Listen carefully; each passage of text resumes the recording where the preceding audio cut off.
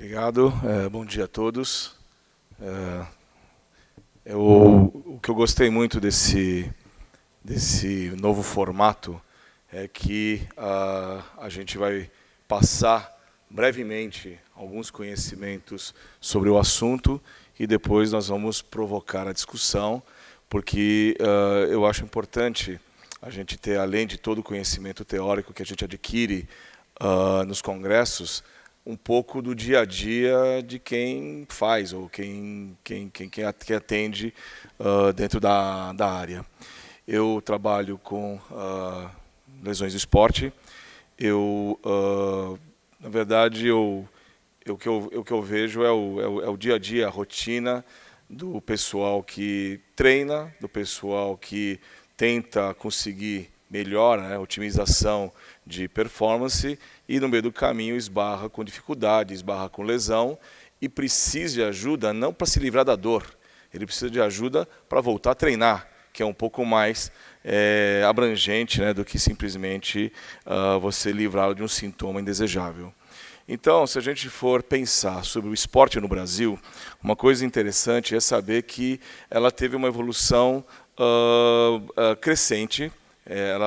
As estruturas, as instituições foram se organizando e hoje, se você parar para dar uma olhada, em todo fim de semana que você tem, nas grandes capitais, em quase todas as cidades de expressão, você tem calendário de atividade física.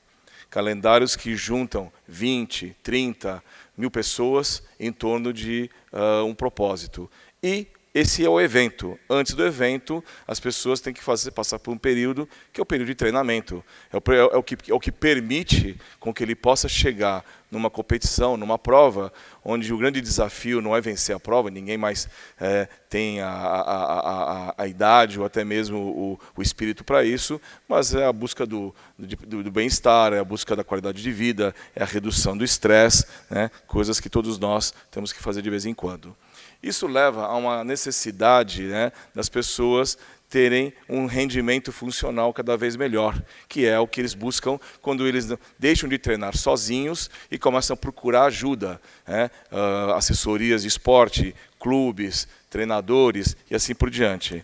E, obviamente, que todos eles recebem os estímulos para aumentar, né, para treinar, para melhorar. Então você tem os clichês de reforço positivo, né, que acabam sendo vistos e levando a pessoa a aumentar cada vez mais o esforço, a sobrecarga, e aí vem aonde a gente entra, porque vocês podem ver que o investimento nessa estrutura é muito grande. Existe toda uma indústria voltada para as viagens de competição.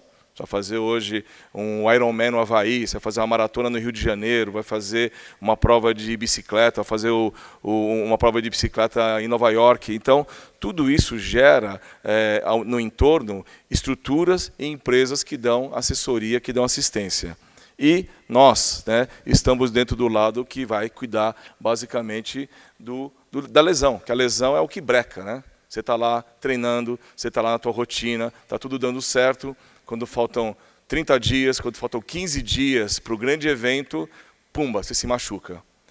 E quando você procura um médico, você não quer única e exclusivamente que esse médico vá lá e alivie aquele sintoma. Você espera dele que ele te devolva a performance aonde você a perdeu.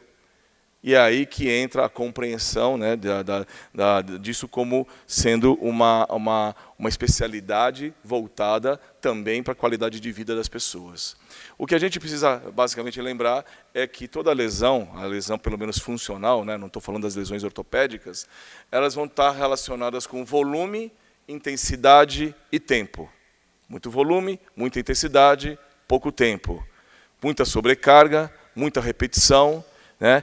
Muita disciplina em cima dessa repetição, para que você atinja, né, um equilíbrio entre as estruturas funcionais biomecânicas, força, alinhamento e flexibilidade.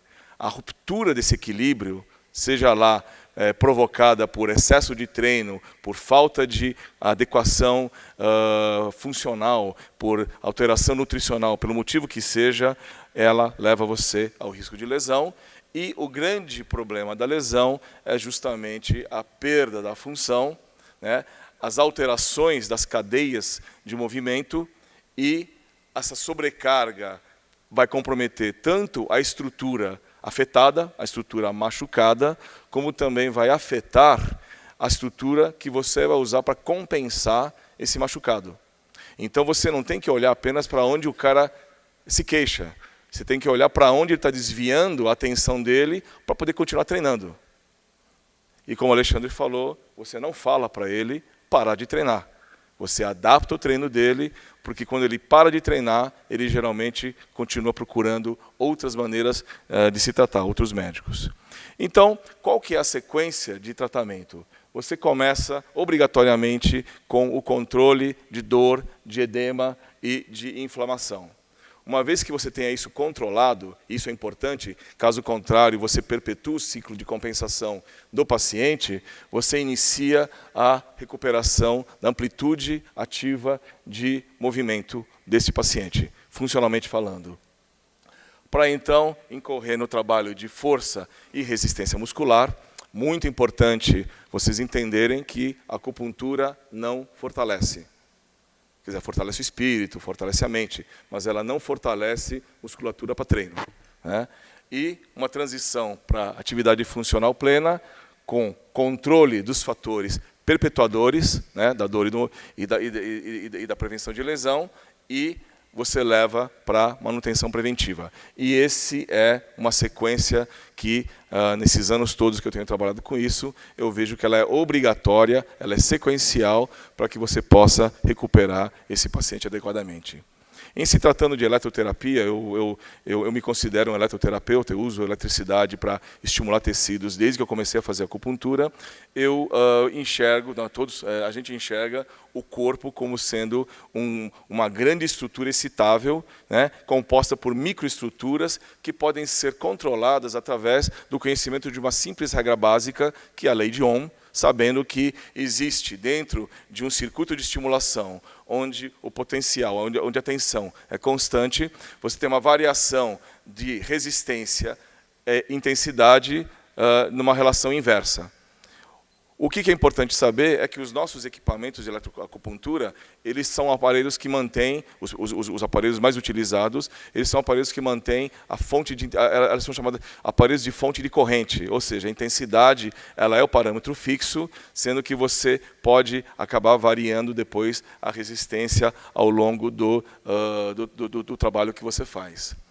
Outra coisa importante é lembrar que a gente, quando está fazendo acupuntura, além de todo o conhecimento de meridianos, de pontos, de trajetos e profundidades, a gente tem que entender que, em última análise, nós estamos colocando uma agulha numa estrutura que vai ser tecido conjuntivo, vai ser fáscia de músculo, vai ser transição de músculo para tendão, vai ser músculo, vai ser periósteo, mas é uma estrutura física. E é importante entender que as estruturas físicas, todas elas são excitáveis, elas são eletroreativas. Em sendo eletroreativas, entendendo que a questão da alteração do limiar, ela acontece basicamente porque a lesão provoca uma alteração desse equilíbrio, e aí você começa a detectar isso, seja por palpação, seja por leitura direta com equipamento, ou seja por diagnóstico por síndrome ou etc. e tal, você precisa, em última análise, regularizar esse limiar. E de que maneira você faz isso? Entendendo que além da lei de Ohm, que é aquela lei que eu mostrei agora há pouquinho, você também tem que entender que cada tecido desses tem uma curva chamada curva de intensidade e duração. Cada tecido tem um comportamento diferente quando ele é lido ou ele é excitado. E para você não fazer aquele jogo, eu sempre falo isso, de você não fazer o jogo de jogar uma corrente máxima e estimular tudo que vier para baixo, você tem que saber fazer o uso controlado, o uso otimizado, né, usar o conta-gotas para acertar na sua estimulação a maneira o desejo que você tem de excitar, para que você não produza uma sensação universal de estimulação. Ixi, já foi os 10 minutos. E entender também que, para você, que esses tecidos, eles têm diâmetros de fibra variáveis, né, e também velocidade de condução, sendo que, nessa ponta de cá, você tem os tecidos mais facilmente excitáveis, indo em direção aos tecidos de maior limiar de estimulação, de forma que isso pode ser levado em consideração, né, na hora que você vai programar, fazer a sua programação de circuito elétrico. Quando eu falo que a acupuntura não fortalece, o que eu digo, ele não faz isso, ele não ajuda você no treinamento para que você tenha uma resposta que é justamente o que você precisa depois de tratar uma lesão, principalmente um paciente com lesão crônica, ou um paciente que já mudou o gesto, o movimento relacionado ao esporte. Por que isso? Porque quanto mais tempo o paciente fica parado, mais o efeito negativo dessa estagnação aparece. E muitas vezes você tira o fator causal, o fator limitador, que é a dor, não faz dele uma pessoa apta para voltar a ter rendimento. Então, o que a gente faz? Por exemplo, a gente tem um eletroestimulador que serve tanto para fazer os estímulos de analgesia na acupuntura, como também a gente usa ele para fazer o início da transição de treinamento. Então, o que a gente faz? A gente faz com que o paciente tenha o estímulo neural e, juntamente com o estímulo neural, através de um disparador, ele manifesta a intenção de fazer o exercício disparando e a corrente elétrica, através da somação do campo de estimulação elétrica, ou seja, você faz, na verdade, recrutamento de fibra para poder produzir um efeito de treinamento semelhante ou até melhor do que o treinamento mecânico. A grande vantagem é que nos estágios iniciais, quando você coloca essa carga em estimulações mais fracas, você consegue produzir um trabalho de resistência, né, sem necessariamente produzir uma sobrecarga mecânica sobre a articulação, que muitas vezes você precisa proteger. Agora eu vou ser mais rápido. Pontos eletropermeáveis, e o que eu preciso para terminar é só falar desse slide. Quando vocês forem tratar uma lesão, eu não estou falando de uma lesão ortopédica, eu não estou falando de um paciente no pós-operatório, eu estou falando de um paciente que sente dor, ele teve uma sobrecarga, repetiu o movimento e está com uma tendinite, ou sentiu aquela repuxada na perna, né, que equivalem a 85% do consultório. Vocês têm que entender o que é mais importante. Quando você pegar qualquer músculo, vocês vão entender que a distância entre as inserções não muda, nem antes, nem depois da lesão. Então, o que acontece? Durante o processo, com um mecanismo de proteção, até como evolução natural do trauma, esse paciente vai ter, simultaneamente, um encurtamento, né, com a formação dos cordões musculares, geralmente íntegros, ou se não tiverem íntegros, né, ele é passível de um processo de cicatrização, e esse encurtamento vai gerar uma sobrecarga sobre as duas inserções. Então, você nunca trata um paciente de tendinite só através da tendinite. Você tem que fazer a leitura da entesopatia dele e tem que procurar o feixe muscular que reativamente está contraído, porque senão você corre o risco de aliviar a dor do paciente, mas não resolver a questão funcional do músculo. A segunda dica é que vocês têm que sempre olhar se ele está com esse músculo bloqueado e ele continua em atividade, para onde foi todo esse esforço? E aí você tem que procurar a estrutura de compensação, que também merece ser abordada. Então, o agulhamento do músculo e a abordagem dos tendões. E a última coisa que eu quero falar, os parâmetros. Isso eu posso falar durante, se vocês tiverem interesse, eu posso falar durante o talk show, que é o uso correto de cada um desses parâmetros. O tipo de onda, a frequência de estimulação, quer dizer, porque quando a gente usa uma frequência maior, quando é que a gente usa uma menor? Quando é que a gente combina denso dispersa? Por que a gente faz isso? Qual que é o risco do músculo acomodar? Qual que é o risco de você querer fazer analgesia e, de repente, provocar uma lesão no músculo? Quer dizer, são todas questões que acontecem a hora que você faz um tratamento que é a eletroestimulação, onde você impõe, você introduz quantidades de carga que o paciente tem que lidar para recuperação e não piorar o quadro que ele eventualmente tenha. Tá? Eu vou interromper, para não quebrar o ciclo, minha apresentação por aqui. Muito obrigado.